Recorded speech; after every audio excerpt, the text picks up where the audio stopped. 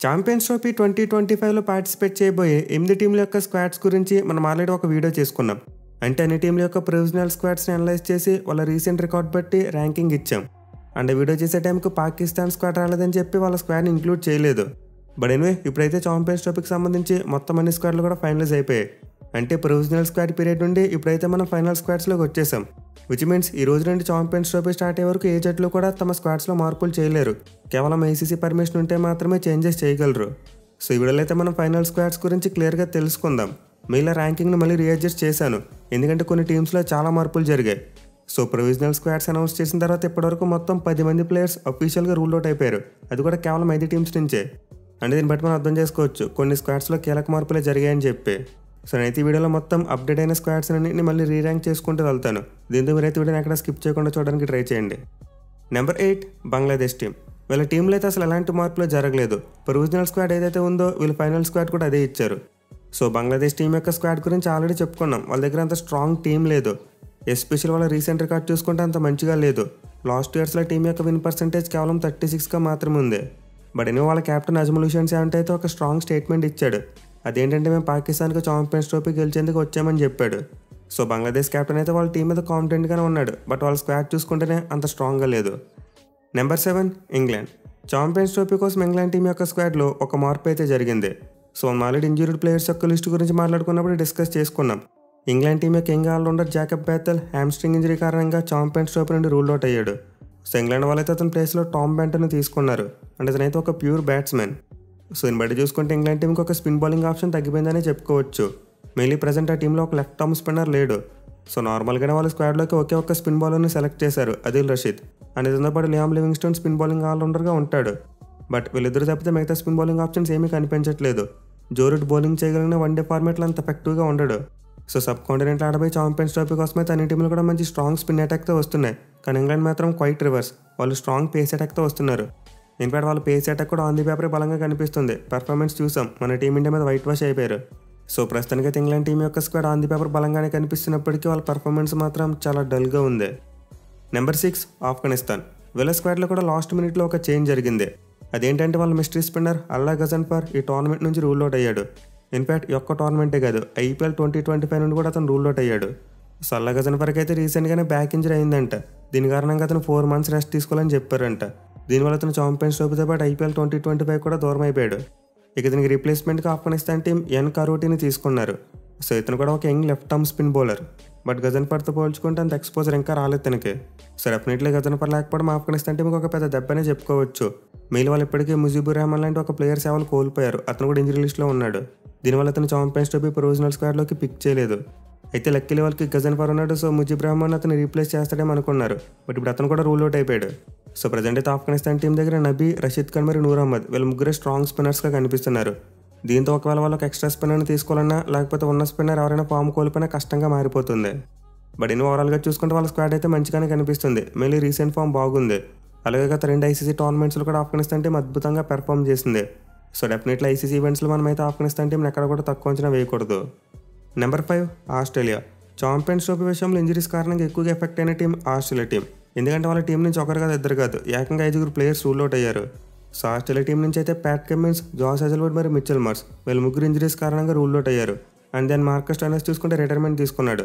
And రీసెంట్గా Mitchell Starc personal రీజన్స్తో ఈ tournament నుంచి దూరం అయ్యాడు. సో మొత్తం మీద ఆస్ట్రేలియా టీంకి సంబంధించి 5 మెయిన్ ప్లేయర్స్ తప్పుకున్నారు. దీనివల్ల ఇప్పుడు ఆస్ట్రేలియా టీం యొక్క స్ట్రెంత్ చాలా వరకు తగ్గిపోయింది. ఎస్పెషల్ వాళ్ళ pace bowling attack completely inexperienced అటాక్గా మారిపోయింది.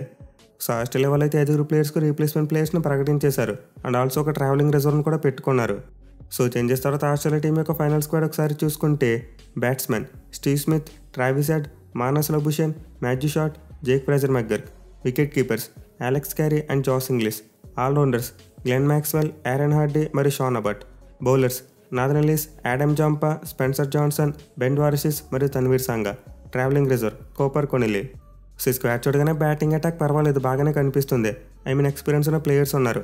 అలాగే కెప్టెన్ కూడా స్టీవ్ స్మిత్, అతను కూడా చాలా ఎక్స్పీరియన్స్ ఉంది. సో బ్యాటింగ్ వరకు ఆస్ట్రేలియా టీం పర్వాలేదు, కానీ బౌలింగ్ చాలా అంటే చాలా వీక్గా కనిపిస్తుంది. మెయిన్లీ ముందు చెప్పుకున్నట్టే పేసర్స్కి ఎవరికి కూడా ఈ సబ్ కాంటినెంట్లో పెద్దగా ఎక్స్పీరియన్స్ లేదు. సో ఆస్ట్రేలియా టీం రీప్లేస్మెంట్గా తీసుకొచ్చిన ప్లేయర్స్ అందరూ కూడా మంచి ప్లేయర్సే. మెయిన్లీ బీబీఐలో చాలా బాగా రాణించారు. బట్ ఛాంపియన్స్ ట్రోఫీ జరిగేది ఆస్ట్రేలియాలో కాదు, సబ్ కాంటినెంట్లో. దీంతో ఖచ్చితంగా ఈ కండిషన్స్ని అడాప్ట్ చేసుకోవడం యంగ్స్టర్స్ అందరికీ చాలా కష్టంగా ఉంటుంది. సో ప్రొవిజనల్ స్క్వాడ్ అనౌన్స్ చేసిన టైంలో ఆస్ట్రేలియా టీం ఈ టోర్నమెంట్ గెలవడానికి one of the hot favourites. కానీ ఇప్పుడు చూసుకుంటే కనీసం సెమీస్కైనా వస్తారా లేదని చెప్పి అనుమానాలు వస్తున్నాయి. చూడాలి మరి యంగ్ ఆస్ట్రేలియా టీం ఏ మేరకు రాణిస్తుంది అనేది. Number 4 New Zealand. ఛాంపియన్స్ ట్రోఫీ కోసం అయితే టీం యొక్క స్క్వాడ్లో ఎలాంటి మార్పులు కూడా జరగలేదు. ఫస్ట్ ప్రొవిజనల్ స్క్వాడ్ ఏదైతే అనౌన్స్ చేశారో ఫైనల్ స్క్వాడ్ కూడా సేమ్ అదే. మళ్ళీ రీసెంట్గా వాళ్ళకి కొన్ని ఇంజరీస్ కేర్స్ కనిపించాయి. రచిన్ రవీంద్రకి బాల్ తగిలి హెడ్ మీద ఇంజరీ అయింది. అండ్ లాకీ ఫెర్గ్యూసన్కి చూసుకుని ఏదో చిన్న ఇంజరీ కన్సర్న్ ఉండేది. బట్ ఇప్పుడైతే ఇవన్నీ క్లియర్ అయిపోయాయి. న్యూజిలాండ్ టీం ఫుల్ స్ట్రెంగ్త్తో వస్తున్నారు. వాళ్ళ టీం నుంచి ఏ ప్లేయర్ బయటికి వెళ్ళలేదు, అలాగే కొత్తగా ఏ ప్లేయర్ కూడా రాలేదు. సో రీసెంట్గానే చూసాం న్యూజిలాండ్ టీం ట్రై సిరీస్లో బాగా పెర్ఫామ్ చేస్తుంది. మెయిన్లీ కేన్ మామ ఒక సెంచరీ కొట్టి ఫామ్లోకి వచ్చాడు.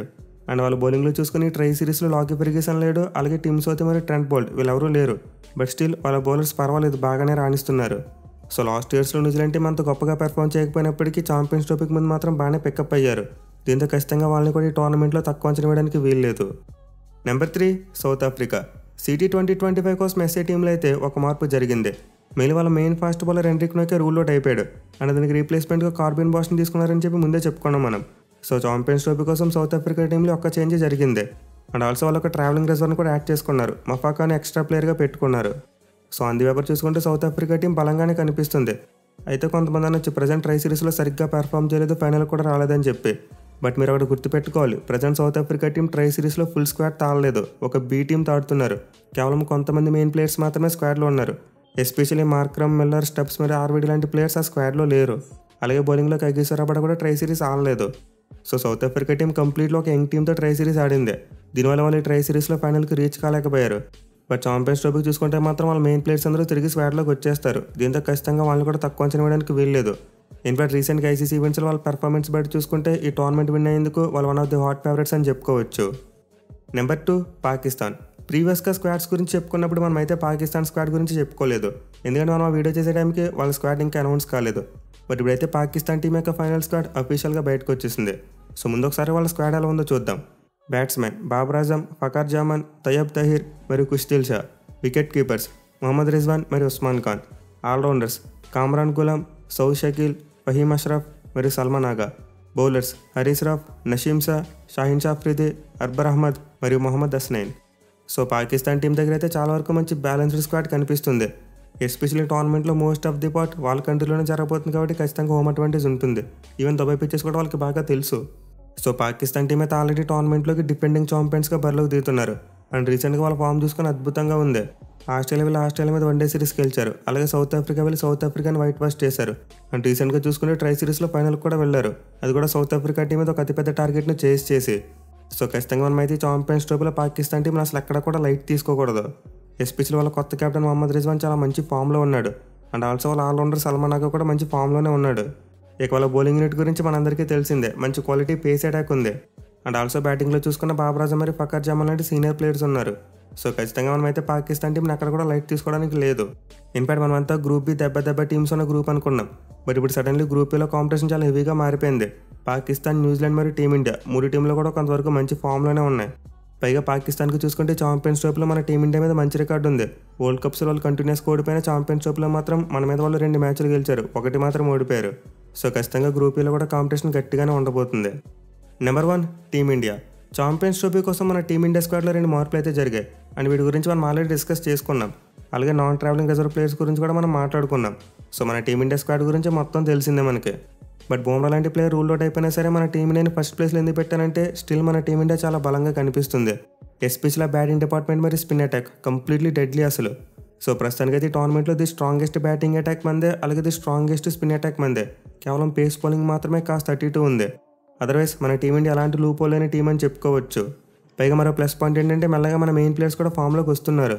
సో ఖచ్చితంగా ఛాంపియన్స్ ట్రోఫీ గెలవడంలో మన టీమిండియా ఒక హాట్ ఫేవరెట్స్ అని చెప్పుకోవచ్చు. ఇంతకుముందు ఆస్ట్రేలియా టీంతో ఎక్కువ కాంపిటీషన్ ఉండేది మనకి.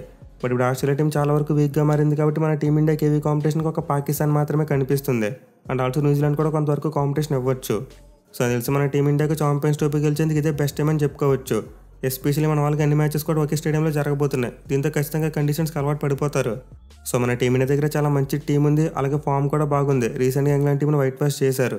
దీంతో ఖచ్చితంగా తమ బెస్ట్ ఇవ్వగలిగితే ఈజీగా కప్ కొట్టే అవకాశాలు ఉంటాయి. సో గైస్ ఛాంపియన్స్ ట్రోఫీ 2025 కోసం మన టీమ్స్ యొక్క ఫైనల్ స్క్వాడ్స్ అయితే ఇవే. నేనైతే ఇప్పటివరకు ఛాంపియన్స్ ట్రోఫీకి సంబంధించి ర్యాంకింగ్ వీడియోస్ పెద్దగా చేయలేదు. ఎందుకంటే ఈ ప్రొవిజనల్ స్క్వాడ్స్లో ఎప్పటికప్పుడు మార్పులు జరుగుతూ వచ్చాయి. ఇప్పుడైతే అన్ని స్క్వాడ్స్ గురించి ఒక కన్ఫర్మేషన్ వచ్చేసింది కాబట్టి రేపటి నుంచి ఖచ్చితంగా ర్యాంకింగ్ వీడియోస్ చేసుకుందాం. దీంతో మీరు వాటిని మిస్ కాకుండా చూడాలనుకుంటే వెంటనే మన ఛానల్కి సబ్స్క్రైబ్ చేసుకోండి. అలాగే ఛాంపియన్స్ ట్రోఫీ కోసం ఏ టీం బలంగా ఉందో మీరు కింద కామెంట్ చేయండి. Thank you for watching. Have a nice day.